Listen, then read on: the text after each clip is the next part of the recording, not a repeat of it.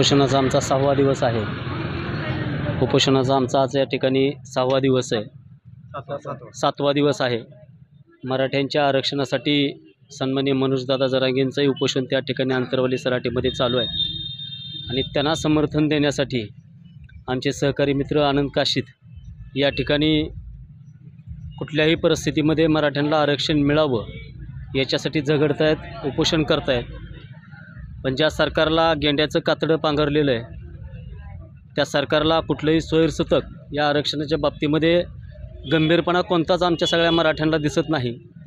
आम्ही मराठी एवढ्या संख्येनं असूनसुद्धा या महाराष्ट्राचं सरकार आमचं का ऐकत नाही, तर आम्ही याच्या अगोदरही बाईट देताना सांगितलेलं आहे की फडणवीस नावाचा जो या ठिकाणी गद्दार अनाजी पंत या महाराष्ट्राला लाभलेला आहे, तो अनाजी पंत खऱ्या अर्थानं या मराठ्यांच्या आरक्षणामधला सगळ्यात मोठा शत्रू आहे। त्याच्यामुळं लोकसभेला आम्ही यांना हाबाडा दाखवलेला आहे, पण येणाऱ्या विधानसभेलासुद्धा त्या अनाजी पंताला बार्शी तालुक्यातच नाही तर अख्ख्या सोलापूर जिल्ह्यामध्ये आम्ही येऊ देणार नाही, अशा पद्धतीची शपथ शिवरायांच्या चरणी आनंदरावच्या सगळ्या सहकार्याने घेतलेली आहे। याचीसुद्धा नोंद खऱ्या अर्थानं इथल्या सरकारनं घेतली पाहिजे। मुद्दे अनेक आहेत।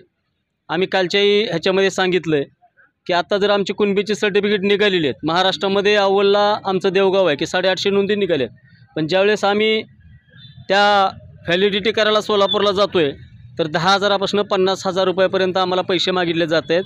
याचासुद्धा शासनानं कुठंतरी गांभीर्याने विचार केला पाहिजे। दुसरी गोष्ट, नुसतंच सांगितलं जातं की अण्णासाहेब पाटील महामंडळाची कर्ज या ठिकाणी दिली जात आहेत, परंतु बँका ह्या शासनाच्या विचाराधीन असल्यामुळं सर्वसामान्य मराठ्याच्या पोराला कुठलीही बँक उभा करत नाही। आनंदरावनी सांगितलं आहे की बाबा बँकेत गेलं तर तुमचं 3 वर्षाचं स्टेटमेंट दाखवा, तुमचे बॅलन्स दाखवा। इतकी सगळी कागदं आमच्याजवळ असली, आम्ही जर म्हणजे ITR भरलेला असला तर आम्ही 5 आणि 10 लाख रुपये कर्ज मागायला जाणार नाही। परंतु अण्णासाहेब पाटलांचं कार्य इतकं मोठं आहे, त्यांच्या नावानं हे आपण मंडळ स्थापन केलेलं आहे, परंतु त्या मंडळामध्ये सुद्धा खऱ्या अर्थानं सर्वसामान्य गोरगरीब मराठ्यांचं काही चालत नाही, फक्त मुठभर पुढाऱ्यांचं तेवढं त्या ठिकाणी चालतं आहे। आणि 10-5 प्रकरणं झाली की त्याची सर्टिफिकेट वाटण्याचा कार्यक्रम या बार्शी तालुक्यामध्ये सध्या आनंदराव चालू आहे। त्यामुळं सर्वसामान्य मराठ्यांना ते मिळालं पाहिजे, ही एक भूमिका आमची शासनानं मांडायची आहे। दुसरी गोष्ट, मनोजदादा वारंवार सांगतायत की ओबीसीचं आणि आमचं कुठल्याही पद्धतीचं भांडण नाही, परंतु ज्याला बुडमंता उंबर कळाना असा हाके अतिशय आक्रमकपणानं तोंड टाकून त्या ठिकाणी मनोजदादांच्या वरती बोलतोय। आम्हाला त्या हाकेला सुद्धा या ठिकाणी इशारा द्यायचा आहे की 5-25 जण बसून कुठं उपोषण होत नसतं।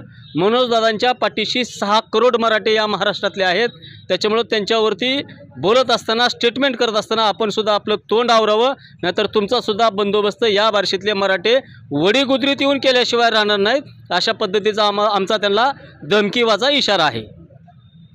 जय शिवाजी, जय भवानी, जय शिवाजी।